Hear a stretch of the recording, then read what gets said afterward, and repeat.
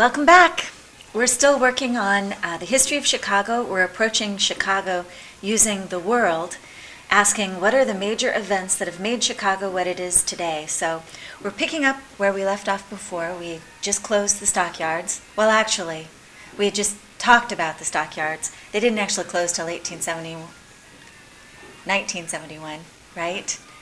And I'm here with my husband still. Hi, guys. I think he was waiting for me to introduce him there.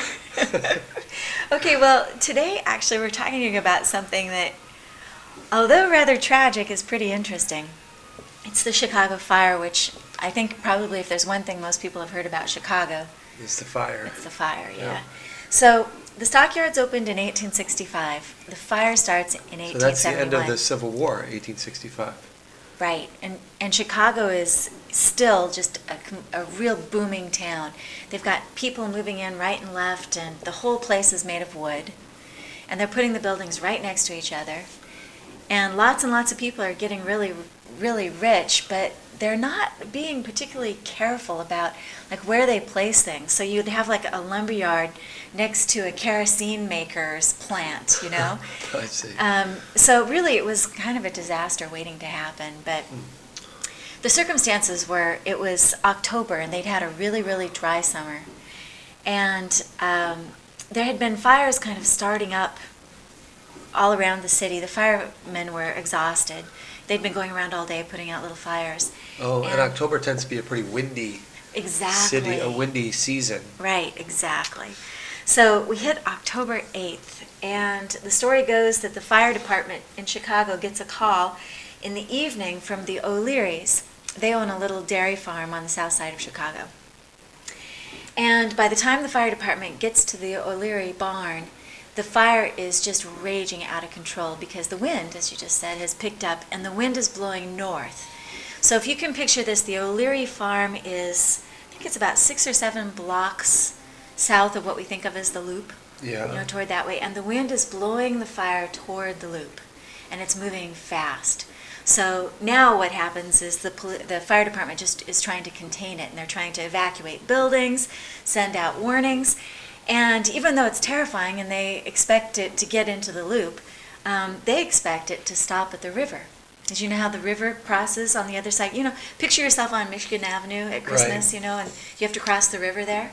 Right, Well, so they think the river will stop it. They think the river will stop it, right?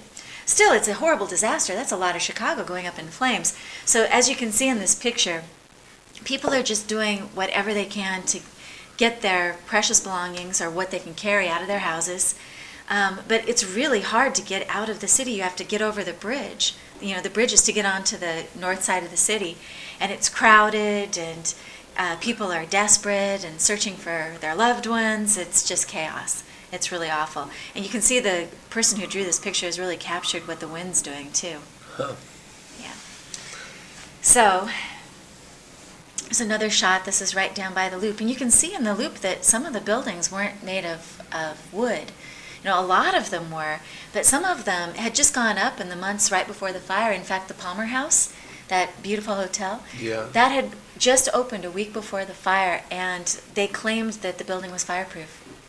Yeah, it wasn't, because no building is really fireproof if the fire gets hot enough. And this fire got so hot that it melted children's marbles into like balls of glass. That's how hot this fire got. In fact, let's talk about Wait. A marble is a ball of glass. What do you mean? It melted it into but you a know ball how of kids glass? have little marbles that they play with? Well, those little marbles left in little bags were found later turned into a big ball of glass. Marble. Oh, Yeah. I see. Yeah. Huh. This fire was so hot that it created firestorms, which is part of the way, well, that's the main way that it jumped the river. So what happens is if you can create a fire that's so hot, so much hotter than the air around it, it creates like whirlwinds, almost like fire tornadoes. And the wind in those can be, over 100 miles an hour. And it can pick up burning objects like the roofs of buildings. Oh, and that's how it got over the river. That's how it got over the river. So this firestorm started as the fire got into the Loop. It was just incredibly hot. And it just picked up the roofs of buildings and threw them over the river and landed on the other side and kept burning. Nice. It's pretty terrifying, Yeah. actually. So imagine that you're in the loop and you're trying to get out of the burning part of the city, and you can't get over the bridge because it's so packed with people and the fire's moving faster than the people are. What would you do? I think I'd jump in the river and swim out to the lake. Yeah. Well, I don't think you'd want to jump in the river, because remember the stockyard with all those like body parts of animals in the river, and so, the river Sounds was a lot better than getting burned. well. People went. They just made a beeline for the lake, and They did. hundreds and hundreds of people went into the lake all the way out to where they're, to their necks, with just their heads above the water. But the firestorm was so fierce that pieces of buildings, were falling into the water all around them. I mean, it was like hell. Really? And there were people who were. Did anybody die? Well, there are 300,000 people in Chicago at this time, and only 500 died in the fire, which That's is not bad. It's not. I mean, considering what an incredible. Well, it's bad if it's you. It's but bad if it's you, but considering how much worse it could have been, I mean, because it started where it did, most people had the time to get away. So where did they go? Into the prairies or around They the headed city? north. They went straight north. Now the fire is going to burn for a day and a half, and it stops if you can picture, like, say that you're on Michigan Avenue or Clark. Imagine yourself on Clark Avenue, and you go up to what about the 1100 block? You're about Fullerton. Is that right? I don't know. Anyway, that's where it stopped. It went all the way up to where Fullerton Avenue is. How far west? Yeah, how far west did it go? Yeah, how far? You always ask me questions I don't really know for sure. Oh, I that's know okay. it destroyed 18,000 buildings and about 1,700 acres. So, I mean, it was a huge, huge disaster. Okay, so it burns for a day and a half. Wow, that looks like World War II I know. Germany after it's I been know. bombed. It looks like Dresden, where they Yeah. deliberately dropped bombs on Dresden to create a firestorm, and that's what they did here. I mean, this was a firestorm. So yeah, some of these buildings you're looking at were supposed to be indestructible to fire, and there they are. Wow. That is the intersection of State and Madison. Wow. Isn't that something? Now, That's right something. around the time of the fire, this was considered the busiest shopping area in the world. State and Madison was one of the kind of premier shopping districts. Wow. Yeah, and it was wiped out. So, and for those of you who remember, we talked about in class that State and Madison is still to this day, it's the 0-0 intersection. So when you're counting blocks in Chicago, you start at State and Madison. And then every block Is that why is they 100. did that, or was there another reason? I'm not sure. I know it used to be incredibly, sort of busy. And Okay, but here's what you have to look at or think about when you're looking at this picture. I mean, you see all this wreckage, right? But you also see the little horses and mules and the little carts. And if you look carefully, you can see that this is right after the fire, and people are already clearing out the streets, trying to clean things up. And this is another reason why Chicago has the reputation it does today of being like the city of big shoulders, and people are tough from Chicago, because this fire devastated thousands and thousands of people's lives, took everything they had, and hardly anyone moved away afterward. Everyone stayed. Because, well, can you guess? Why didn't people move away after everything was destroyed?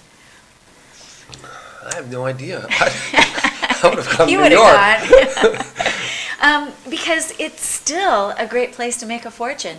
I mean, the railroads are still there. Yeah, it looks like it in this Well, picture. it is. The railroads are still there. The waterways are still there. And so people stayed because they knew that they could rebuild. And they started rebuilding within like 2 days of the fire. Oh. It was amazing. And all around the world, people were really impressed by the kind of can-do spirit of Chicagoans. This guy here in this picture, he's pouring water on the safe because even days after the fire, the safes in buildings, which are supposed to be fireproof, were too hot to touch, so they couldn't get them open. Okay, and you know what that is? That's the water tower. Yes, it is. And this is one kind of odd thing that the fire did. It came straight up Michigan Avenue. You can see the trees are all incinerated here. And then for some reason, it went around the water tower and kept going. So the water tower is really one of the only things that we have left, at least in this part of the city, from after the fire. Interesting. Yeah. And then here they're rebuilding, and again, this happened within an incredibly short time. And now they've got rules too, and the rules are no wooden buildings in the loop, And, there's a whole new code, and their idea is that they're going to rebuild the city in the way it should have been the first time.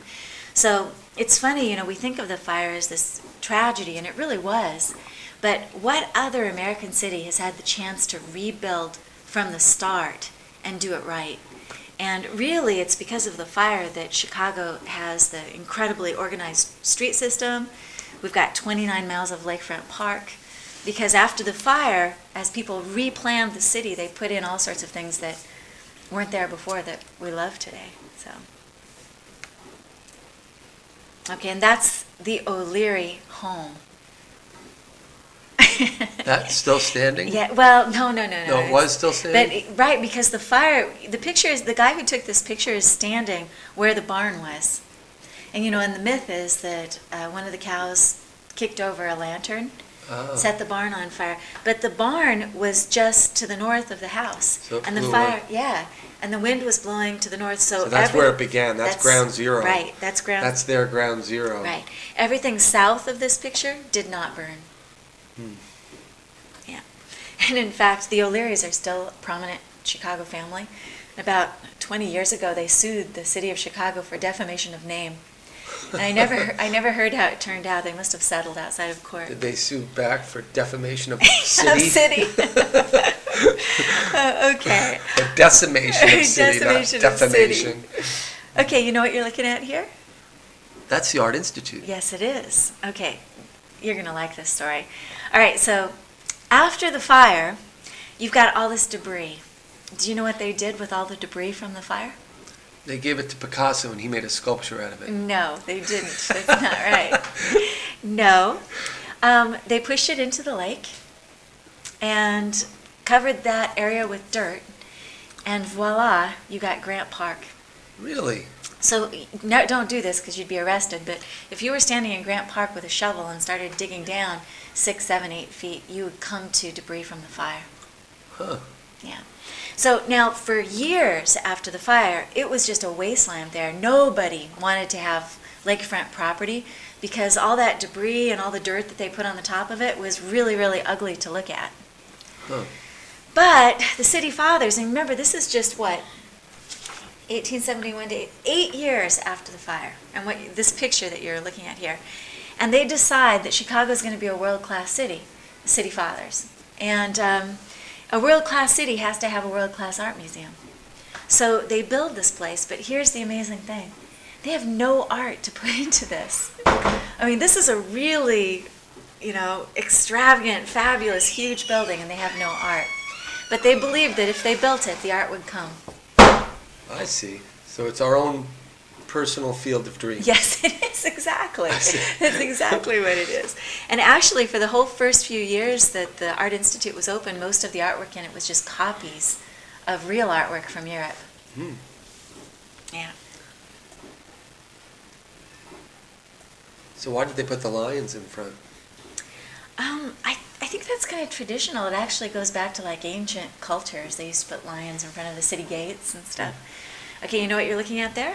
I don't know what that is. What is it? That's the Art Institute, oh, it's the too. Art Institute, yeah. Yeah, and this is taken probably about 1910, 1915. Maybe a little later, 1920ish. So you can see that the city's being rebuilt, but not exactly pretty. No. It's really ugly. And look at the railroad lines right behind. Goes right along the lakefront. And look how close the water is to the... Wow, to the Art Institute. know. Wow, the lake really came up. They must have really filled in They did. that area Yeah. as time went on. That's partly why when we have a lot of stormy weather, the lake goes up onto Lakeshore Drive. Yeah. So what happened to the railroad line that's there? I think they put it underground, didn't they? That's exactly right. Yeah, it's still there, and it's still working, too. But it's just underground. In fact, Millennium Park is about 15 feet in the air above the trains that you're looking at there. Huh. Wow, looks a lot better now. Yeah, it definitely looks a lot Yeah. better now. Okay, and then I wanted to show you this, too. This is a mansion of one of the wealthy people who was responsible for building the Art Institute and collecting the first art that went there. This is the Potter Palmer Mansion. It's really an ugly building. But I wish it Looks were like still around. It looks like a psychotic Lego man. It does Put it together. It does look a little like that. This was the style. The wealthy people liked to live in these like castle-like places, and the Potter Palmers were among the wealthiest. So Bertha Potter Palmer was one of the great collectors of art for the museum. And this is the inside of that mansion you were just looking at. If you look carefully at the paintings on the wall, you can see some paintings. Yeah, a lot. Her there. entire collection's at the Art Institute now. She was the one who went to Europe, bought this stuff, had it in her house for years, and then moved it to the Art Institute. So, interesting. Yeah, she was a very good friend of like Mary Cassatt and French Monet. Impressionists. Yeah. Impressionists. Yeah. But you know what? We're done now. Already? Yes, it went Oh, fast, that was didn't so it? much fun. Bye, guys. Bye. Humanities Online. That's all, folks.